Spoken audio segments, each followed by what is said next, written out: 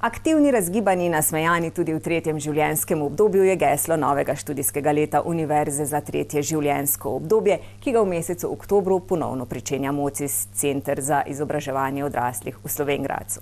Vpisi trajajo še ves mesec oktober, letošnje študijsko leto pa ponuja bogat nabor programov, med 15 različnimi tudi uporabo pametnega telefona, pilates, astrologijo in še kaj.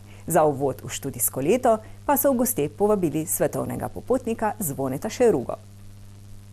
Študijski programi se na Univerzi za tretje življenjsko obdobje izvajajo celotno študijsko leto, praviloma enkrat tedensko od oktobra dalje.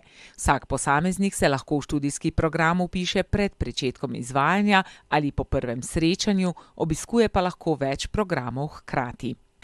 Univerza, ne glede na COVID, pravzaprav bo živela naprej. Tako smo tudi letos naredili otvoritev in povabili spet študente v naše prostore oziroma v naše programe. 15 programov smo jim pripravili in pa seveda vse ostale aktivnosti, kajti to niso samo študijski program, ampak je dejansko druženje, torkova predavanja, srečanja, presenečanja. Skratka, vse bomo poskušali tako kot je zdaj potrebno, ne res z nekimi varnostnimi ukrepi, ampak peljati naprej. Največ zanimanja je ponavadi za tuje jezike. V pestrem naboru, pravijo na MOCIS-u, pa gotovo vsak zainteresirani najde kaj zase. To je v bistvu zgodba starejših nad 50 let. Ta kriterij smo v bistvu postavili na MOCIS-u oziroma malo po priporočilih Slovenske univerze za tretje življenjsko obdobje, kjer smo člani. Dejansko se lahko člani vsak, ki je star nad 50 let, ne glede na to, ali še hodi v službo, ali je že upokojen, kakorkoli. Izbere si študijski program, kajti namen je v bistvu ohranjati vitalnost naš starejših, kar pomeni, da je seveda pridobivanje novih znanj neki temelj, ampak ob tem pa seveda tudi neko preživljanje prostega časa, tudi neko druženje. Predvsem pa pri teh starejših je meni pomembno, da neko osamljenost premagujemo, da ne ostanejo doma, da razvijajo neke interese in s tem tudi ohranjajo neko vitalnost. Programi niso povsem brezplačni. Letna članarina znaša 20 €, znotraj tega so vsa ta predavanja, torkova in tako naprej.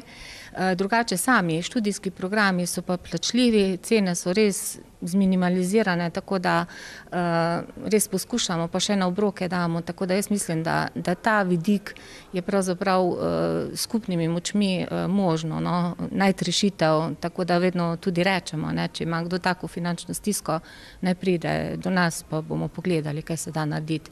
Tako da to imamo urejeno, ja. Univerza za tretje življenjsko obdobje se povezuje z javnimi zavodi, društvi, ustanovami in posamezniki.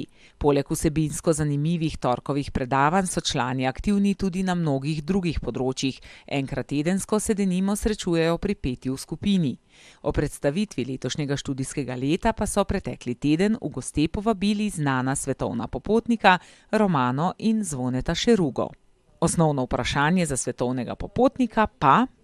Kaj sem počel v življenju, predvsem pa, kaj moja žena Romana tam zadaj na to pravi. In seveda še počnete, a ne? Še zmeraj upam, da bom še dolgo. Naj se mi samo kam odpre, ker zaenkrat lahko samo ugotavljam, kako je Slovenija lepa dežela. Povejte, samo Slovenija, pa seveda tudi tujina, vi ste znani po tem, da potujete širom po svetu in imate tudi posebne skupine. So člani Univerze za tretje življenjsko obdobje lahko tudi ciljna publika?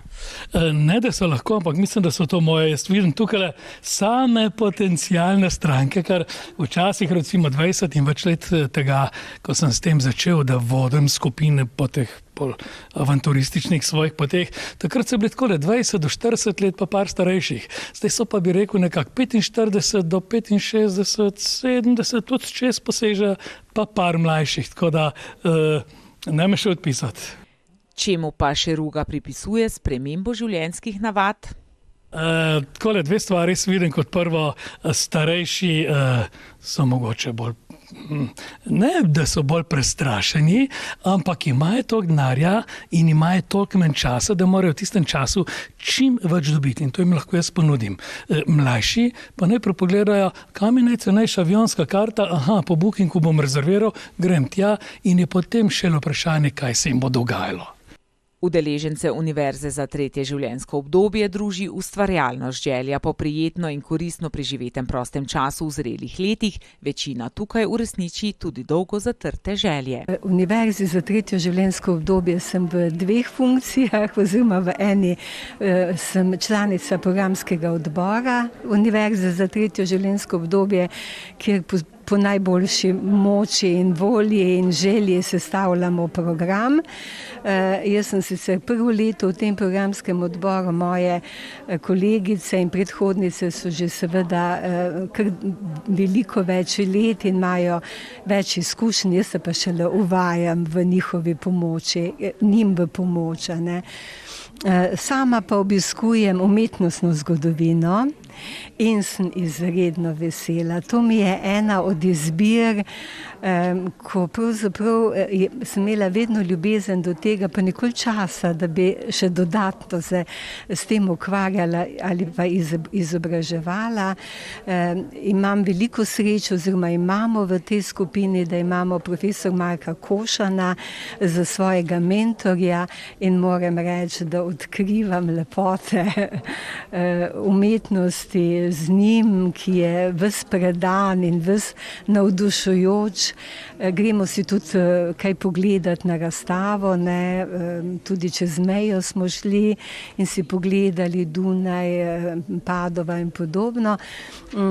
Ljubljana seveda, to je tudi in to mi je lepo. Letos razmišljam, da bi malo obnovila računalništvo, mogoče, da bom tudi to izbrala kot svojo drugo dejavnost.